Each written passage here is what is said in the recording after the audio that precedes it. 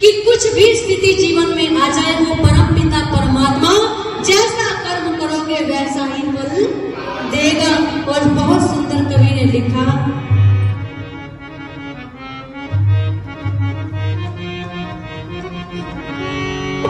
कि मेरे दाता के दरबार में सब लोगों का खाना, ताली सुनेंगे, मेरे दाता के दरबार में सब लोगों का खाना, मेरे दाता के दरबार में सब लोगों का खाना, मेरे दाता के दरबार में सब लोगों का खाना। जैसा कोई कर्म करे है, जैसा कोई कर्म करे है, वैसा ही फल पाता हो। मेरे दाता के दरबार में सब लोगों का खाता, मेरे दाता के दरबार में जैसा कोई कर्म करे है, जैसा कोई कर्म करे है, वैसा ही फल पाता। मेरे दाता के दरबार में सब लोगों का खाता।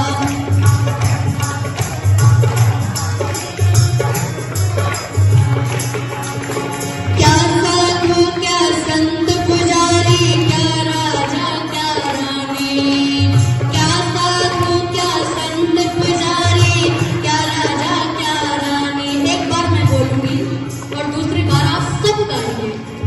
क्या साधु क्या संत पुजारी, क्या राजा क्या रानी, क्या साधु क्या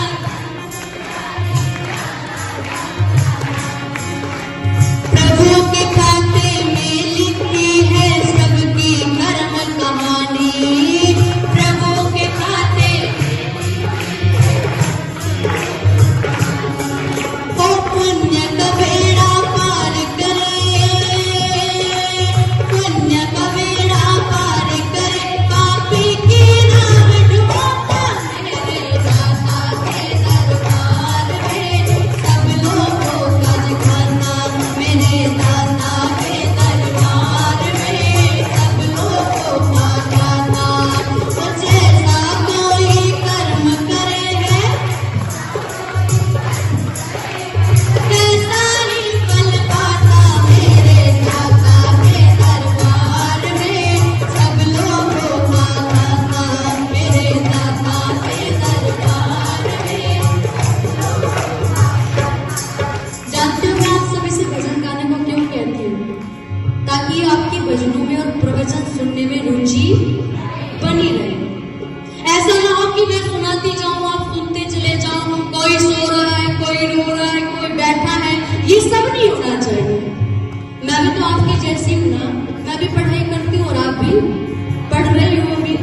तो मैं यही चाहती हूँ कि जैसा मैं गा रही हूँ वैसा ही मेरी बहनें भी गाएं और आनंद ले गीतों का। तो गाओ मेरे साथ, मेरे दाता के दरबार में सब लोगों का खाता, मेरे दाता के दरबार में दाता के दरबार में ओ जैसा कोई कर्म करे है, वैसा ही फल पाता। मेरे दाता के दरबार में सब लोगों का खाता,